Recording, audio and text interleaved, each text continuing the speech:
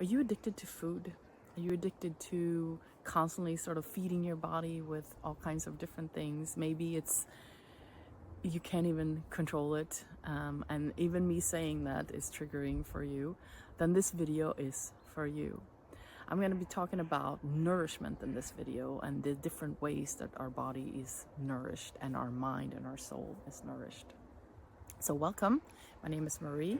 I'm so happy that you're here. Welcome into our wonderful community, and we like to chat. So if you have any questions, if you have any thoughts, just hit me up below, and other people might answer too. It's just really kind of cool what we built here. So very welcome. And if you've been here for a while, then I'm so happy to have you back.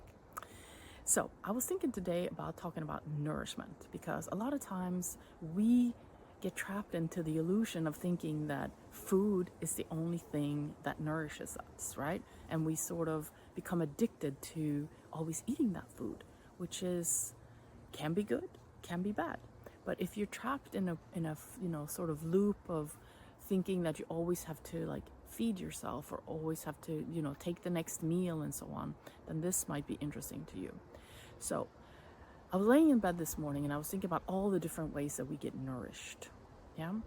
So if you think about the programming that we have about food, we have the food pyramid, we have the however many meals a day, we eat, and then we rest a little bit, then we eat again. Oh, it's been 3 hours, now I gotta eat again, right? So it's we have all this sort of addiction to thinking that we always have to eat.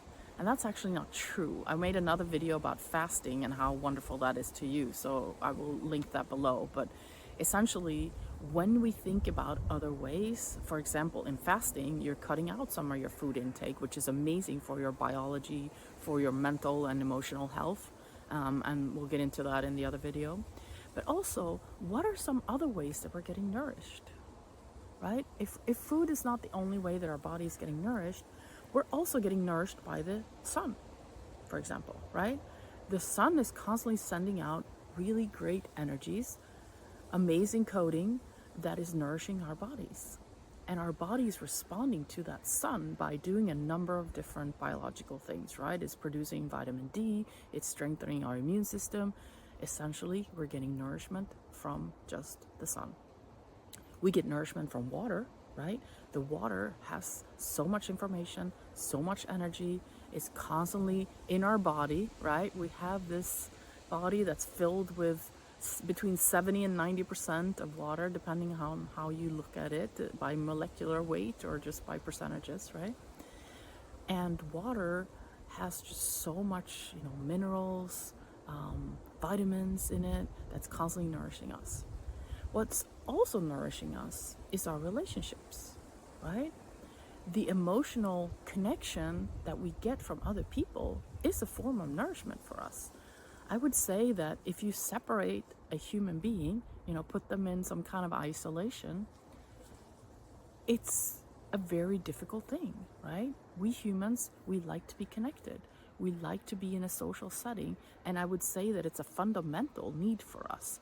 They've seen babies who haven't had enough contact with parents or caretakers when they're very, very young, and when they're tiny, that they grow up to become very detached humans. They actually lose that connection, right? So we know that our relationships, our feeling of being connected in our neighborhood, in our community, is an extremely important form of nourishment for us as well, right?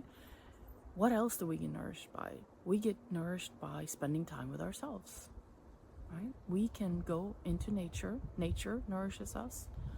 And focusing on the energy that we're feeling inside and outside of us, the energy that we're feeling from nature, and we absolutely do get energized by that, right? So there's I guess what I really want to bring forth is that there's so many categories of nourishment that we have that we don't maybe also think about. Sleep is another one, right? When we sleep, we get energized, we get rejuvenated, we get more energy the next day. It's almost like we're pressing the reset button.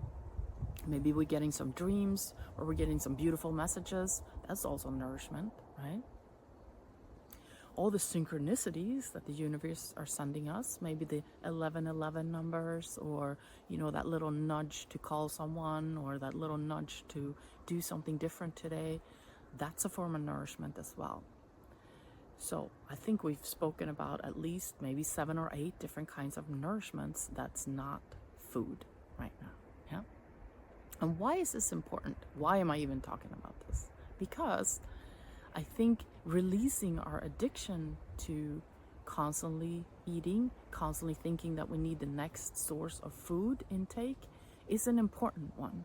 It's a spiritually important one, because when we start to release detachments to things, our addiction to things, then we can start to open up that space for us to come back into ourselves and realize, am I really hungry?